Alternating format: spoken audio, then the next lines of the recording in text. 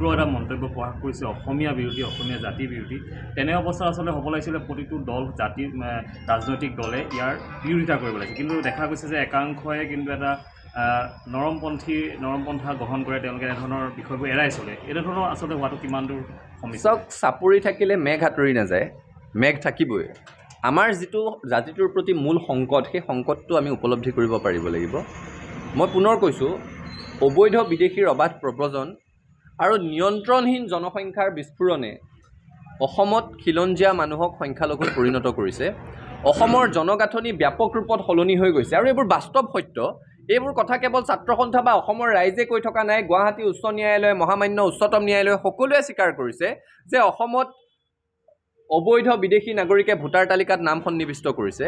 অসমত বাংলাদেশৰ পৰা হোৱা অবাধ প্ৰব্ৰজনৰ ফলত আভ্যন্তৰীণ অশান্তিৰ সৃষ্টি হৈছে, বহিঃআগ্ৰাসনৰ সৃষ্টি হৈছে।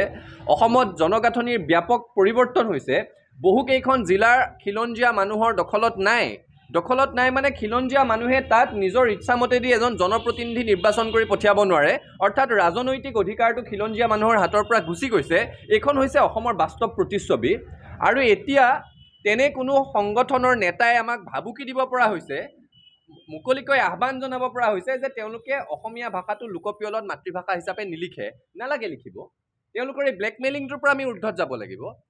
আজি নহ'লেও এটা দশক দুটা দশকৰ পিছত হ'লেও অসমত অসমীয়া ভাষী মানুহ সংখ্যালঘুত পৰিণত হ'বতো সঁচা কথা, কাৰণ জনসংখ্যা নিয়ন্ত্ৰণত আমি তেওঁলোকক বলে নোৱাৰোঁ।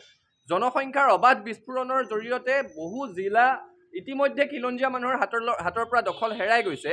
তেনে প্ৰেক্ষাপটত অসমীয়া ভাষাটোক, অসমীয়া মানুহ সংখ্যালঘু হৈ গ'লেও যাতে চিৰকালৰ কাৰণে অসমত ৰাজ্য ভাষা হৈ থাকে, তেনে চিন্তনেৰে সৈতে আমি আগবাঢ়িব লাগিব। তাৰ কাৰণে সংবিধানৰ সংশোধন লাগিব।